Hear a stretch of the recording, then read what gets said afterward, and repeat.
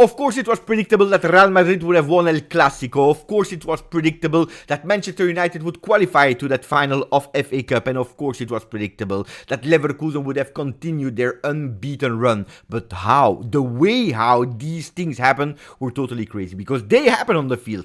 But how? What a crazy, thrilling Sunday yesterday. I hope you watched a lot of football yesterday.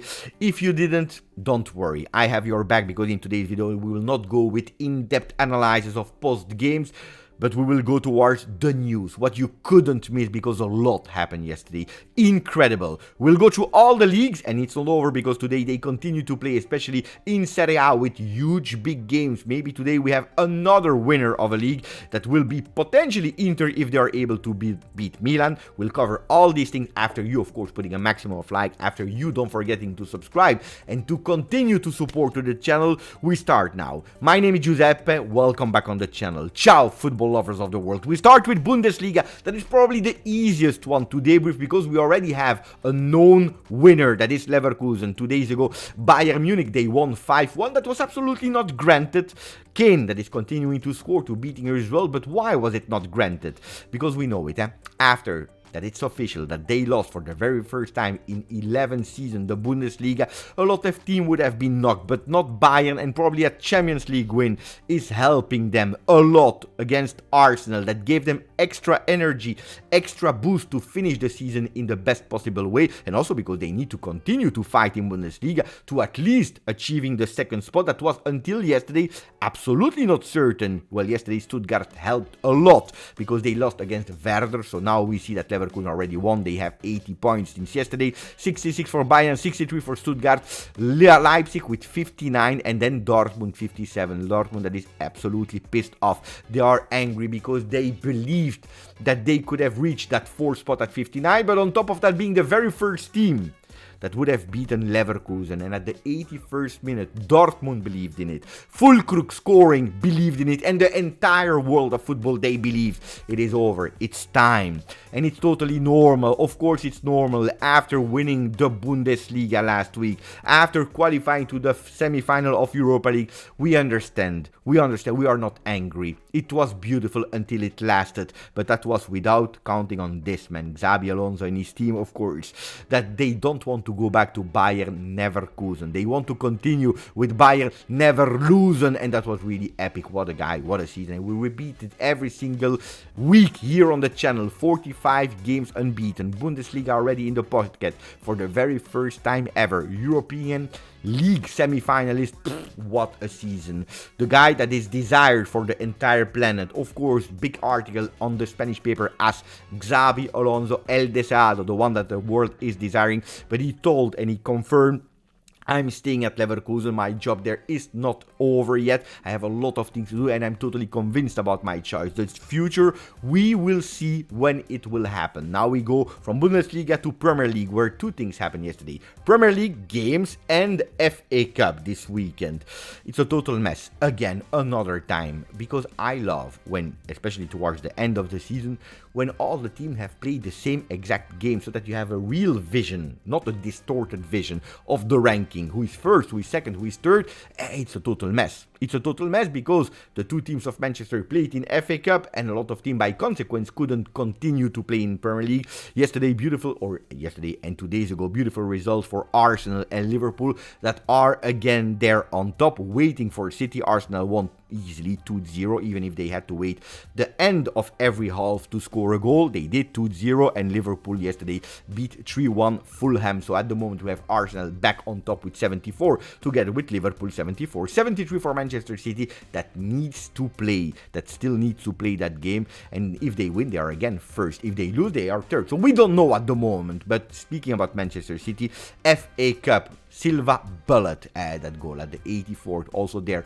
we needed to wait the very last moment against Chelsea to qualify. It was a beautiful game. Of course, we saw that Manchester City was not at the top of their form, but thanks to Bernardo Silva, thanks to his goal, thanks to the win, the decisive goal of Bernardo Silva, well, there is Pep Guardiola. He's taking the microphone and he's saying that it's unacceptable, that he's totally crazy, out of this world, worrying for the health of his player. He said it, if we would have lost, I would just shut my mouth because I don't want to speak as a loser and complain about things. But now that we win, I can speak about it. It's not acceptable that we are playing on Wednesday and we need to play on Saturday. Why couldn't they just interchange the game? Why couldn't we play on Sunday, giving a bit more rest to my players? We were not perfect, and they were not perfect. They played with some rotational players also there in that game, but they tried to do the best they could, and they did, because at the end they won. But I totally agree with Pep Guardiola. And then you see another team that is crying.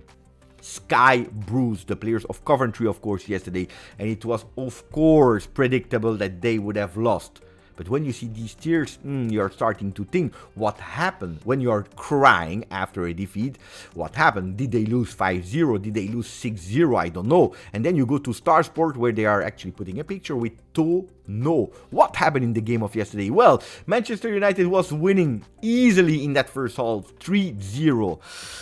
But this was without counting that from the 70th minute everything changed, because one goal, second goal, third goal at the 95th. Oh, they made a remontada that is just epic, that is entering the history of that competition called FA Cup. And it's not over, because in the second half, after the bar that was touched by Bruno Fernandes, you have another one, a bar touched by Coventry players, and then the goal of freedom, the goal that the entire stadium celebrated, the goal that they celebrated immediately as soon as they saw the ball entering the goal. But that's something that they were not used to, unfortunately for them, because they are not playing with VAR, and VAR exists in FA Cup. And after reviewing it, well, that toe, it's so small, but that toe is offside. Goal cancelled, they go to penalty, and they are eliminated. I wanted to give some credits to Maguire. Maguire, not only that he scored the goal of the performance, I don't care about that, but as soon as Højlund scored that decisive winning penalty, instead of going and celebrating or speaking with his player,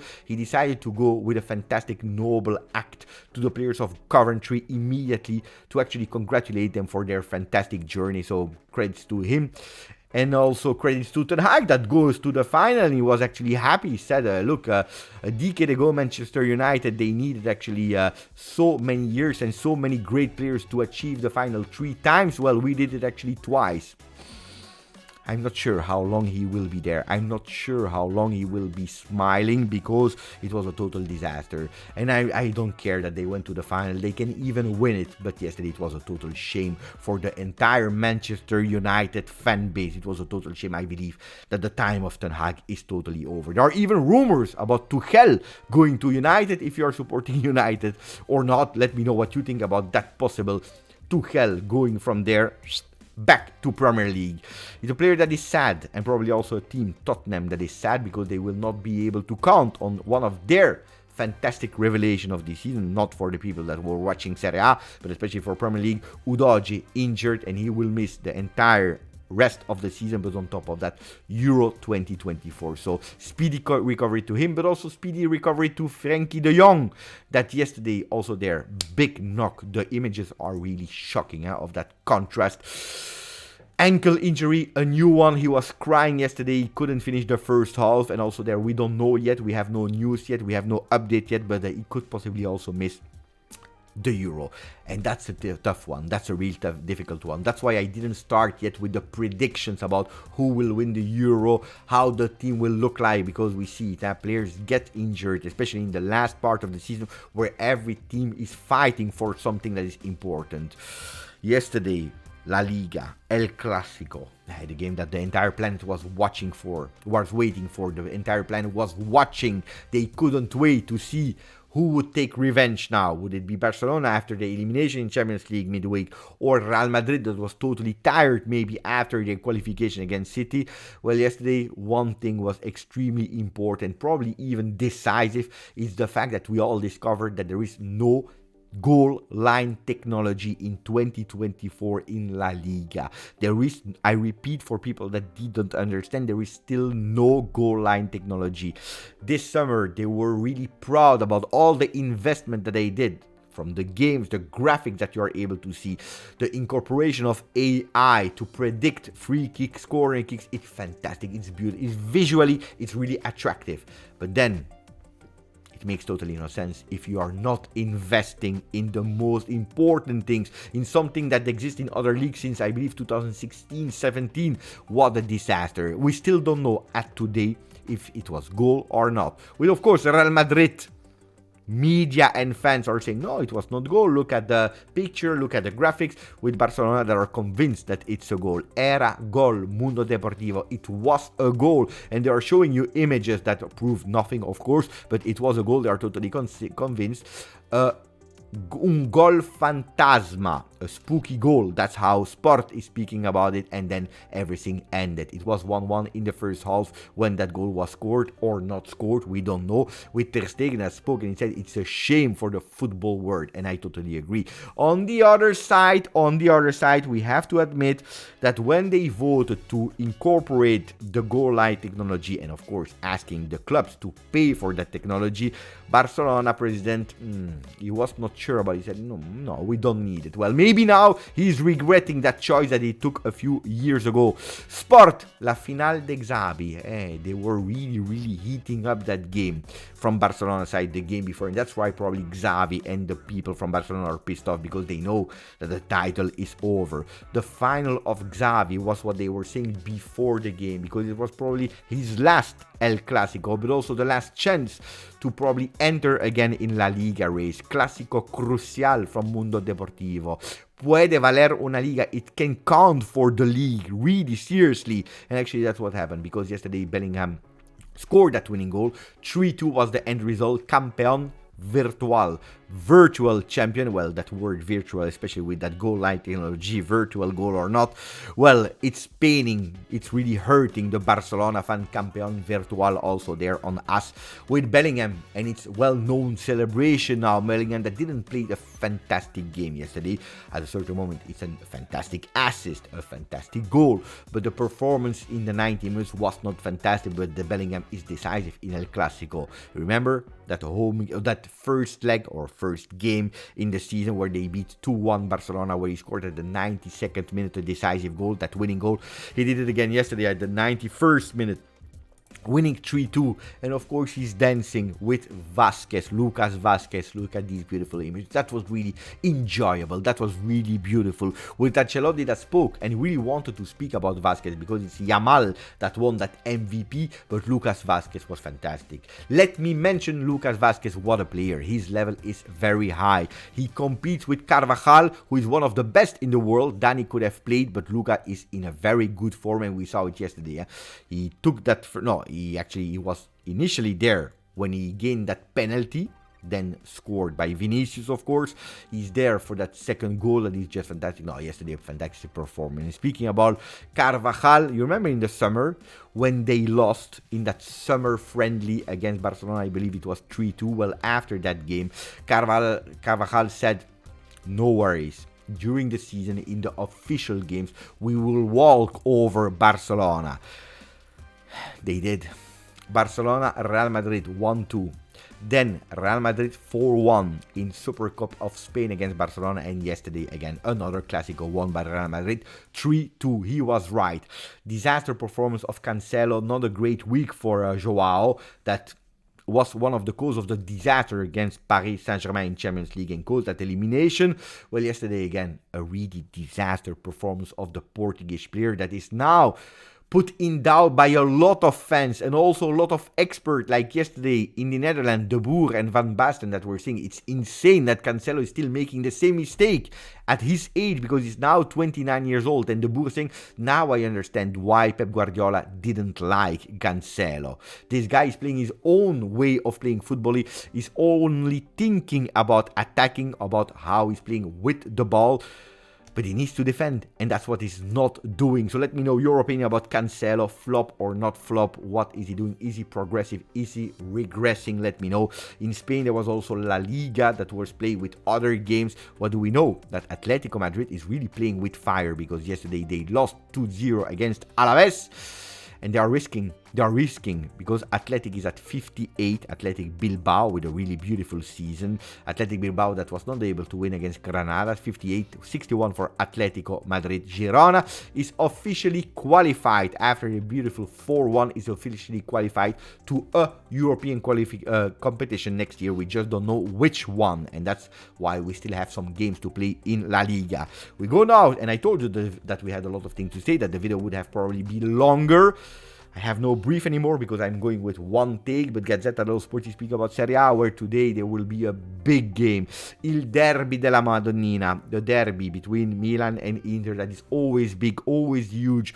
The entire world is always waiting also for Derby della Madonnina. After El Clasico yesterday, it's again a big game. But this one can be even more epic and fantastic, especially for the Nerazzurri, because winning today against their rivals, against the team that is playing in the same city, they can win what is considered to them the 20th Scudetto, the 20th title in Italy. When I'm saying according to them, because there is another part of Italy that is saying, no, if they win, it's the 19th, but today they don't care. If they win, they will celebrate and will put a second star on their shirt, and it will be Milan that will try everything to not let Inter celebrate in their stadium, because today the stadium will be rossonero, will be black and red. Milan will fight against it, and then of course Inter will try to beat them, because that will be a double joy for the boys of Simone Inzaghi. La notte delle stelle, the night of the stars, has been described by Corriere dello Sport, but there is another game for the football lovers. Don't miss that one. Roma against Bologna. Roma against Bologna, two teams that are dreaming about qualification to Champions League. Bologna was absolutely not expected in the beginning of the season. Roma, it was absolutely not expected anymore at a certain moment of the season. Bologna is doing miracles with Thiago Motta. De Rossi came in subbing Mourinho. Vertical play, aggressive play, a new way of playing for Roma, and that they were waiting. They didn't even know they could play that way, and Daniele De Rossi is showing that they can do it. While we have a spectacular Thiago Motta with Bologna that is letting them fly and fly and fly, and they are closer and closer to that possible Champions League qualification, so that will be a big game. 6:30 p.m. Italian time. And then you have the other one, the team that is actually a bit sad at the moment, really sad at the moment, is Juventus, that was not able this weekend to beat Cagliari after not being able to beat Torino. 12 points in 12 games, a total disaster. At the moment they are going with a return tournament with the relegation average points, which is a total disaster for Juventus. Juventus that have a chance to honor a bit the season tomorrow. Beating Lazio, they will reach that final of Coppa Italia. Surprise? Yes, surprise, because Udinese, the other black and white team from Italy, they decided to change again coach, and this time for the remaining part of the season they decided to bet big, because they just appointed Fabio Cannavaro, with a Ballon d'Or, ex-Juventus, ex-Inter, ex-Real Madrid player, winner of the World Cup with Italy in 2006 as a coach for the remaining part of the season. Big bet there. In Ligue, Paris Saint-Germain yesterday, easy. They won 4-1 against Lyon. They totally destroyed them. I believe they needed like 10 minutes to score 10 goals without Mbappe, without Dembele. Totally crazy. They play with their rotational player and they win. They continue to win. They have some games to recuperate, but they are still first there on top with 66 points. 11 points over the second one, that is Monaco. But every week we have a new second. One time it's Nice, one time it's Brest, one time it's Lille. This time it's Monaco. Let's see if they will be able to continue to be second or not. One thing is sure, Paris Saint-Germain will continue to be there. They already won also there. Virtually the Ligue 1. Just mentioning a fantastic goal yesterday at the 51st minute of the second half from Marseille that said, no, we will not lose. They drew against Toulouse in that South derby with a fantastic goal, with a fantastic bicycle kick of Mumbagna. What a beautiful goal. And then we finish with Portugal. Imperial Sporting won 3-0, and they continue to be closer and closer to that title in Portugal with Gyökeres. Yesterday again, another 2 goals. I tell you, this guy, if he doesn't leave Sporting for at least 80, 90, 100 million euro, I don't know. Then I don't understand transfer market that we will, of course, cover here all summer long. So maximum of like, don't forget to subscribe. I hope you enjoyed and that you are fueled with a lot of news about football to start your week with. Thank you. My name is Giuseppe and together we covered football.